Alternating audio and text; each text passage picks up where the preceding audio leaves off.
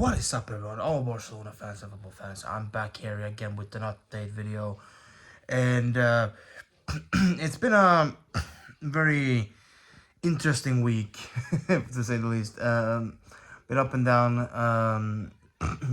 Plenty of things surrounding the transfer window, the Champions League draw, our game against Rayo, and all that kind of stuff.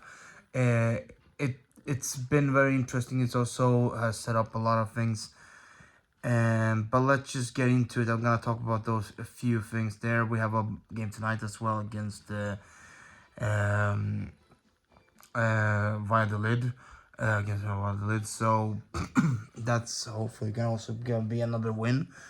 But right now, for the week that's passed, now the transfer window is closed for us. It's still open for the Premier League stuff a little bit more today, but and a few other places. But for us, it's pretty much confirmed. It's closed now for the league, I think, and it hasn't been the best. But before I get into that, before I get into the transfers, I want to talk about the game against Rayo Vallecano we played on Tuesday, which was another game that we get into because we've had problem with them before. We haven't beat them since haven't defeated and beat them at all since like 2008, 2020 or whatever it was. It's been plenty of years since we last actually beat them.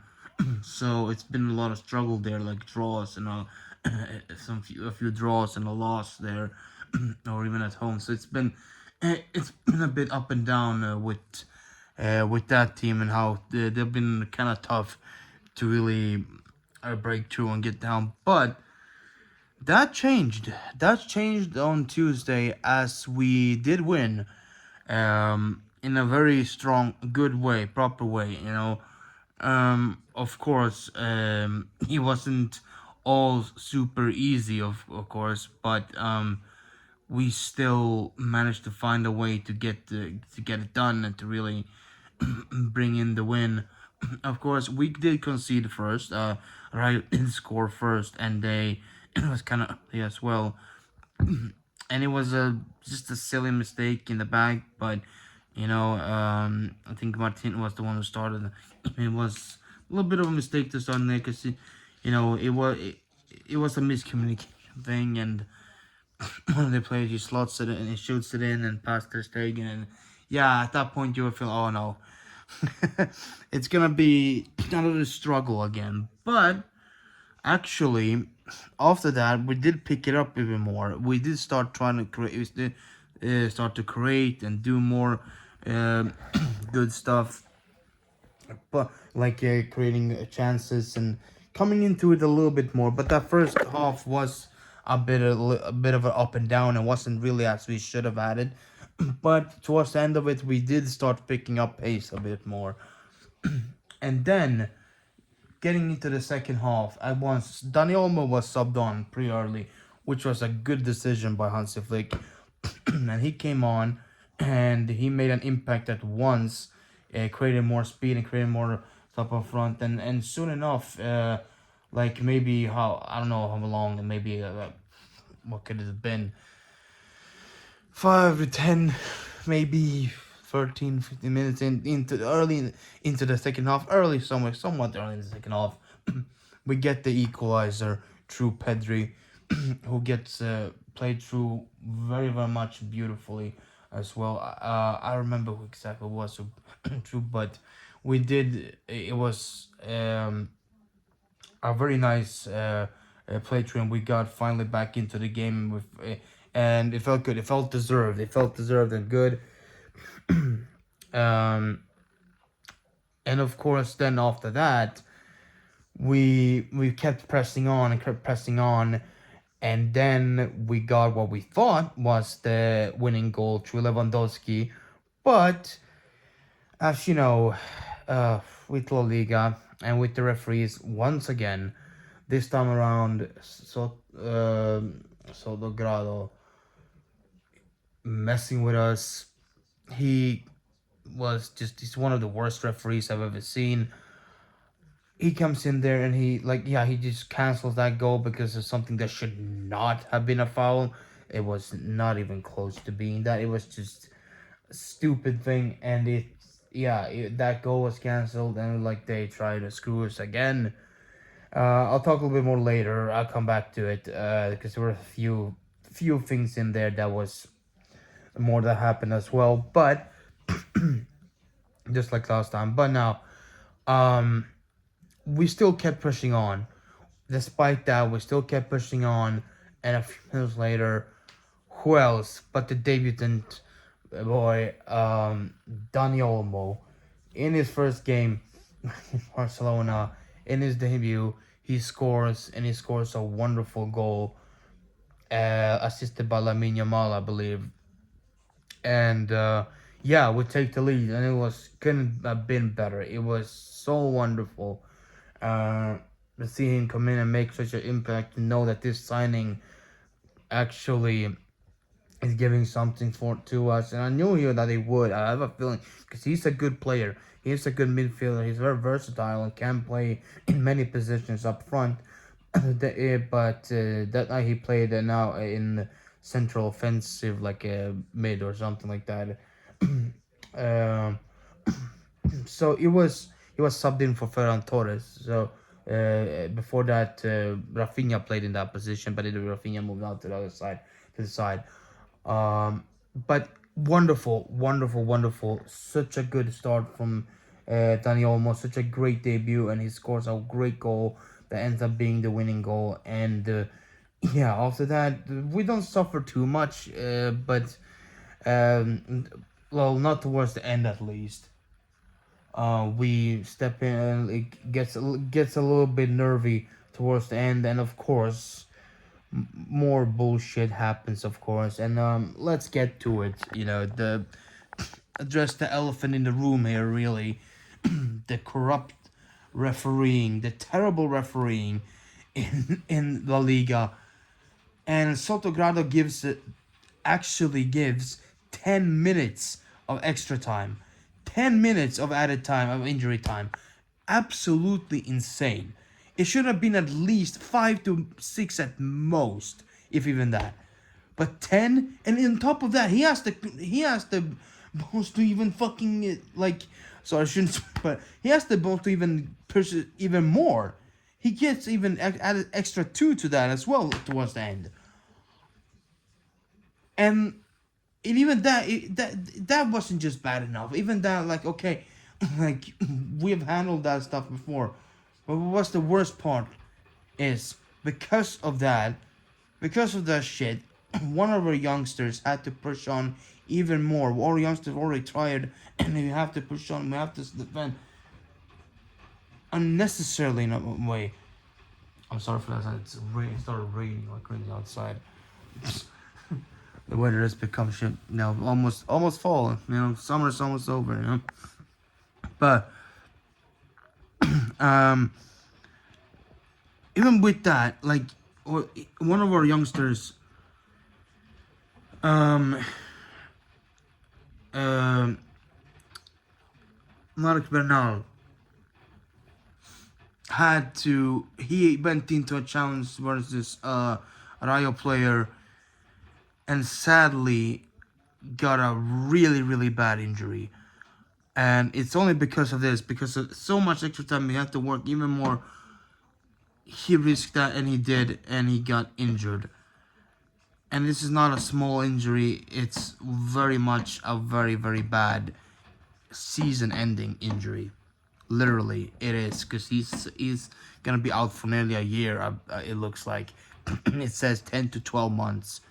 He tore I think his ACL in some way, or I don't remember exact details, but it by his knee, and it was just yeah. It's so heartbreaking, really, to see such a great time. He was doing so well in this first few games. He was playing really good, and he was properly stepping up and doing great in that holding midfield role, then like in the back, in like the double pivot kind of stuff, along with Pedri, and along with uh, with Casado and others. Flick had tried to work around that a little bit, trying to work and had trust in these youngsters. And uh, even with that, then after that, this happens, and he now gets in. It's almost like Gavi's injury in a way, kinda, because he's also been out for a bit. But I think it's even a little bit more extra bad in a way because of this. It's sad. It's really sad, and he's only 17 years old, and this is gonna weigh heavy on him, really a lot mentally, more than physically. I know he'll make a recovery in a year and he'll come back, but mentally this is gonna be tough on him because he was living his dream. He was living his dream, playing for the first team in Barcelona, you know, doing great stuff, and like it's what you dream of as a La Masia player. That's what they want, and this is gets cut. It gets halted, like this, in such a bad way. But I wish all the best to him, and I hope that he comes back even better, even stronger. I know that he will next year, next summer, and that he can really step back. And next season, hopefully, he will still have a chance, and I believe he will still have that spot to come back into. And we'll see how the whole situation looks next summer. But all the best wishes to him, to Benhala. He deserves all the well wishes and all the love, because this is never easy, and especially for a youngster. It's already bad when it's like a old veteran, only like in his prime. It's already bad at that point, that stuff. But it's even worse for a youngster, because I mean mentally, because physically they have the proper way to maybe come back. They have the time. They will get back into it. But mentally, that's where it really hits someone like that, because they are trying to show themselves, trying to prove themselves. They've finally gotten to a point where they can play in the first team. They're living the dream. They're doing what they want to do, and something like this happens, and it's just it's not easy. It's not easy to go through that, and that's what I feel the most bad for him for. But I know he'll be back stronger. I know he'll be back stronger. But anyways, with that, we still managed even to go into it. We still kept going, and we still did get into it and won that game. But I don't know. With these referees, man. I just don't understand it. And tonight we also have another very bad referee too, doing the officiating, and it's just really dumb. Like all these games in a row, it's have all been terrible. Gil Manzano, Sotogrado, this guy tonight, and even the guy. It was just overall so weird. It's so weird and so blatantly obvious how they're doing this all the time, and especially as well after Real Madrid drops points. That's when they really step it up. That's when they really go in there, and it's very much clear. And I'm not just saying it because I'm a Barcelona fan. I'm not just making it up. No, it's literally like that. That's when we have seen the ref be at the worst in our game. After Real Madrid have dropped points. It was like that after they dropped points against Mallorca, and in our game, then Gil Manzano stepped in again in the Athletic Bilbao game, and almost screwed us over. And once again now, they keep it piling up. This time it wasn't before they dropped points. They did drop points again against Las Palmas, but that's a topic for another video. I'll talk later. Real Madrid have not been doing the best this in the beginning of the season. Mbappe has not showed up at all, but we'll talk about that later. But now they're probably putting another referee in for us. It's just gonna be even more now. Probably tonight, they're gonna try to do some weird stuff with the refereeing, probably La Liga. So it's it's plainly obvious. It's not something we just say because we're boss. No, it's obvious, and it's not just happened to us. Remember last season, as I talked throughout the last season, so many times where they screwed over other teams with the referees. especially even when Real Madrid was playing as well. We saw that against the worst case. It was the worst and the most terrible example. Like in how do you say the terrible worst example? It's the best example, but the best example of the worst case of that was against Almeria. I don't remember if that was in the cup or was in the league. I think it was in the league, and they screwed that team over so bad in that game last season. I said I meant I'm not gonna talk more about it, but I'm just mentioning it now. Again, it's not just against us. Many other teams have seen it as well, and the refereeing in La Liga is absolutely horrendous. And I just don't understand how a league can operate like this and still try to call themselves the best league or try to be the best league when they have refereeing like this. God damn it, the referees in AEW are better than you. And they are scripted referees. They are even better with with how they miss with some of the things they missed a lot over there. The wrestling referees over there have been very slow and bad. Even they could officiate better than Sotogrado and Gil Manzano and all that stuff. It's just so weird. It is really weird, and I don't understand this. I'm not gonna go too long with this. The video will be like over an hour if I keep going.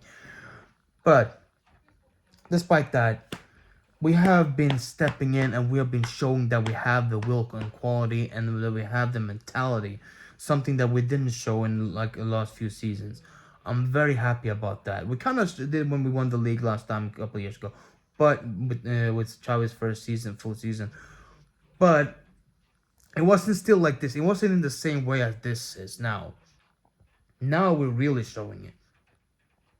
We're not letting down. We're not letting anybody go through us in any way. We're just stepping up big time and showing our strength, even with the injuries that we've had. And of course, that is a big factor, and I hope it doesn't stay that way this season. That's our biggest weakness is the injuries. And it's tins down our squad.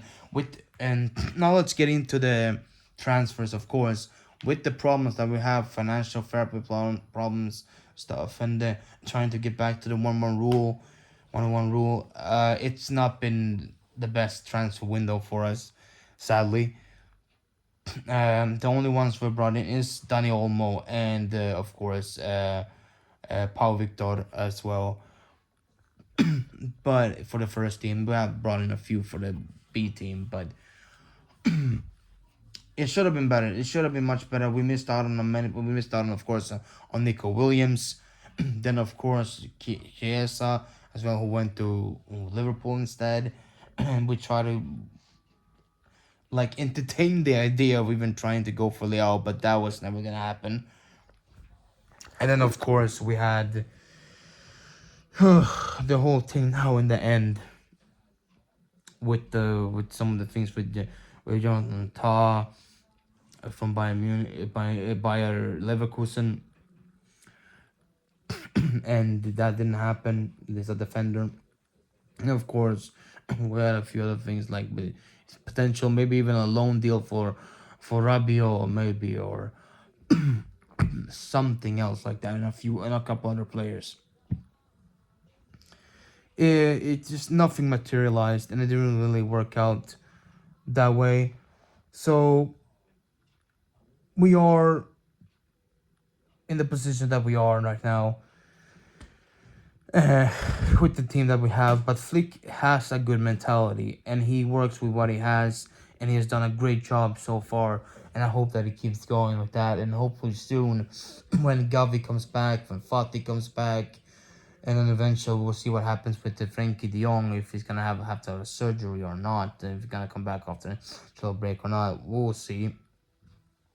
But when all those players come back, and even then in January with Araujo and then Christensen eventually comes back and all that stuff, hopefully the team will be a little bit extra strong, and it will be enough for Flick to work around most things. With the now with the Buffalo injured, we will have probably Casado playing that midfield role alongside Pedri there instead, or Eric Garcia, who just got the green light. He will be available again after a small injury. He will be available tonight. So we'll see how he lines up tonight. But overall, it's been just it's tough. It's tough to see that we have to do this like this way. But it's the situation we are in. It's really nobody's fault at the moment that's in the club at the moment. It's more who was before. It's Bartomeo's fault. It's La Liga's fault with their weird ass rules. And yes, of course, you can say that maybe Deco and could have done a few things differently and better. Yes, I'm not saying that they aren't without any criticism or deserving of any criticism, but it's not solely all on them in that sense. It's still like it's a whole weird situation. But hopefully, with some of the things that are rumored to happen soon, like the Nike deal and all the other things, I hope by January or at least next summer we'll all be set again to do a proper transfer window. Hopefully next summer we won't be in this situation again, and we can properly build up the team. So, because I don't know what's gonna happen then, because with the situation with Lewandowski, if he, depends on how he does this season. Will he move on, or will he still stay, or will he at least sign some replacement? Or when Roque comes back from his loan at Betis, will we bring him back next summer? Will we use him? Will he be enough? Will he be good? I hope he proves himself. I hope this season he goes and proves himself properly. I do hope so. And I hope he scores tomorrow against Real Madrid as well. That would be wonderful. But let's see what happens with him. But I hope by next summer that we have at least some proper structure regarding all this with the transfers and all with the economy and all that stuff. And I hate keep seeing people saying, "Oh, we're broke, we're broke." No, that's not the situation. We are not broke. That's not, we have money. That's not the problem. It's the rules and the regulations of La Liga and the situation with the wage gap. That's what the problem is. That we don't have, the wage gap is too close. We have to free that up. It's because of financial fair play and because of legal rules and how everything is. That is the problem. Because some of our players are on too high wages, of course. We have to work around stuff with the Dani Olmo getting registered. Finally got, because Christensen got injured, and then we worked around it somehow. And thankfully that he got registered and got to play on Tuesday because he helped us out. But hopefully next summer we don't have to do that, and it can all go smoothly again. But yeah, that's that. With the transfers, we've had some departures this summer, but nothing more this week. Other than that, it was rumored a few times that Girona maybe would sign Eric Garcia back, but it didn't happen. Thankfully, I don't. That wouldn't be good for a squad that. And there was a few rumors here there as well as some other things, but nothing too major. But yeah, it's a whole situation we're in, and it's an annoying situation, but it is what it is. And with the referees making it tougher for us in the leagues and stuff like that. There was another situation in the Riot game too when we no, it was, yeah, there was a no, they didn't score normally. No, now I remember, I got it mixed up. Sorry, they didn't score normally. They got a penalty, I think, or was that, or maybe they did. I don't remember. It's so much weird stuff. Like, I don't remember when exactly things happened or not. No, they did score. I think they did score normally because otherwise there was the penalty situation was another game. But it has been some situations, at least. I don't remember if it was in this game or last game But before that, but it's been situations where they get a clear penalty, and like it's a clear situation. No, no, this is how it was. Yeah, of course, because we should have gotten a penalty in this Riot game. We should have gotten a penalty in this Riot game, but we didn't. It was a clear chance. It was we should have had it, but it didn't happen. And then they blow for that weak ass challenge that should not have been anything on on the supposed winning goal that we almost got, right? And they took that away from us. They they they didn't give us a penalty for something like that, but they then give a foul for that instead. That's the problem, you know. That is the problem there. But let's move on from that now. The final thing before this goes too way too long, I want to talk about the Champions League draw, of course, and the draw that we got. If I can remember the teams right now, in this whole new format, when it's not just one home, one away game for each team like that. No, it's mixed up. Whichever you go, some team you face at home, the other team you face it away. That's the situation right now, and it was like a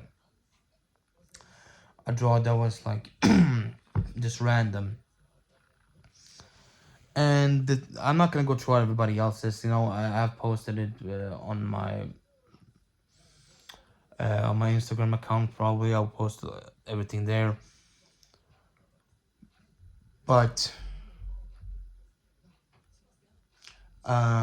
it's a strange like whole setup, and it's gonna be annoying with all the games that are gonna be played because the players are gonna get tired. And I hope it doesn't tire them up because we have a tough one in October with Sevilla, Bayern Munich. Yeah, that's one of the teams we got, and then Real Madrid off of that. Well, let's get into the teams we got in this league section of the Champions League, whatever we want to call it. We got Bayern Munich at home. We have also, but this is not in order of the ways they're gonna be played, but I'm just saying the teams. We have Bayern Munich at home. We have Dortmund away.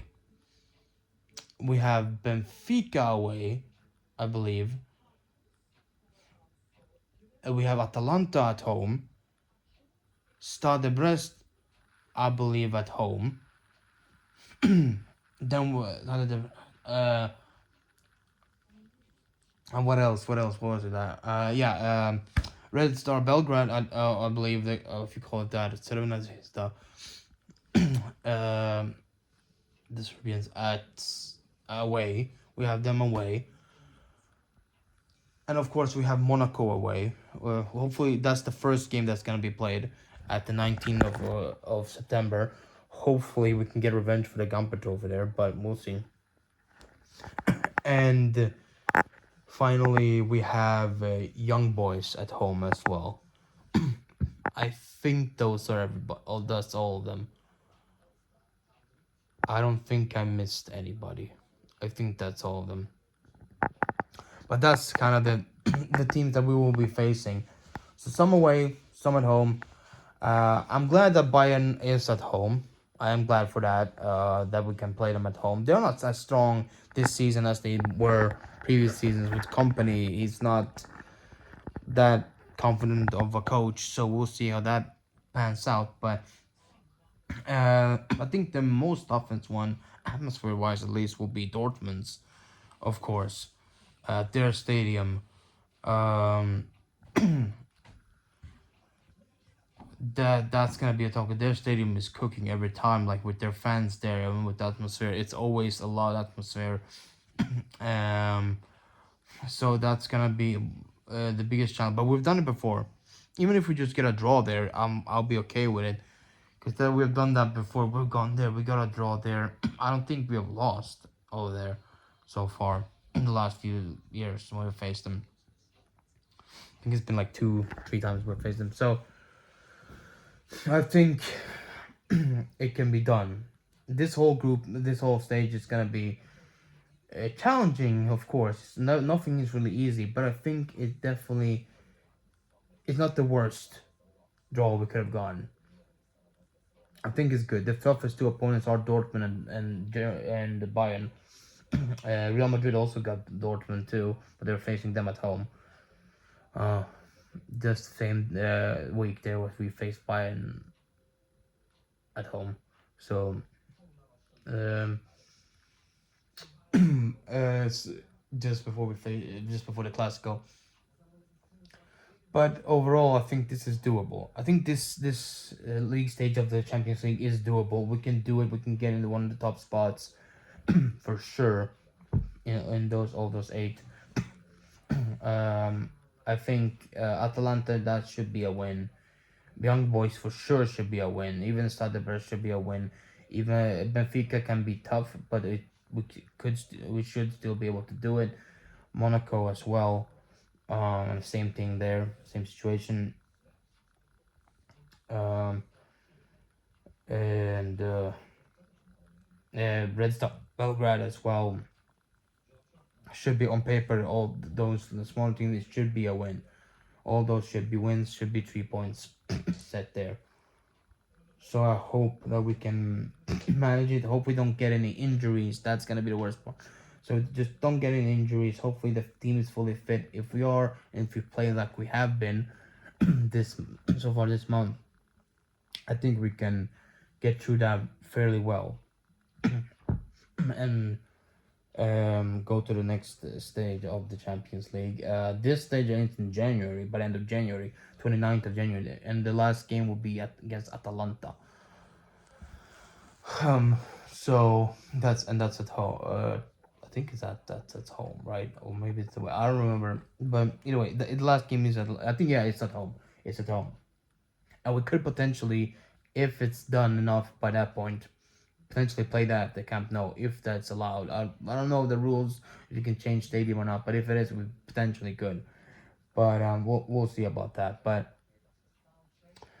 um, it's gonna be an interesting fall and winter. It's gonna be interesting to see how we can handle all of this. But I hope the players will. I hope the players will handle the pressure. I hope they will step in there and do their thing as they always do. At least so far this season. We have a good squad nonetheless, even though we didn't have the best of transfer windows. The addition of Dani Olmo is still very good, and Paul Victor as well, and so on. So it's still we still have a decent squad, and getting Gavi back, that's also like another signing pretty much. Like he's gonna help out a lot, and hopefully when Ansu Fati comes back, he'll be stepping back into his best. Hopefully, and we'll see what happens with Frankie De Jong and Araujo and all that, and hopefully Christensen will be ready to come back soon too. So yeah, that's pretty much that. That is the situation there, and all the teams got some tough like things to go. It's gonna be still it will be interesting with the matches you already get so early in the Champions League. For sure, I think that's what they're trying to go for. PSG got a tough one. They got plenty of people to face. And it's gonna be interesting to see. And this is the same situation there with the Europa League and the Conference League as well. Just with maybe just slightly less, well, maybe slightly. I don't remember exactly how it was teams. I don't know, but it's a little slightly different with some details, but it's pretty much similar in that sense. But yeah, but that's gonna do it. This has gone on way too long. I'm gonna go off and get something to eat and run all that, and yeah. Thank you guys for watching. Hope you guys did enjoy this recap a little bit, and if you did, leave a like down below, subscribe as well if you haven't already, and ring the notification bell as always to get notified next time a video gets uploaded, which hopefully will be at least once a week, at least. Going through stuff, potentially more, but depends on my schedule and how much time I have. You know what? with the studying and everything, health, it gets in the way. But hey, hopefully this season will be good for us. So far, it's been a good start. Like, it's been a really good start. 3 out of 3 wins. That's not bad. It's the first time someone has done it with the score of 2-1 since in the league, and the coach has done it since, like, was it the 60s or 80s or something? I remember exactly year, um, but yeah, that's what it is. But yeah, other than that, thank you for watching, and I'll see you guys next time. Bye. Visca Barça.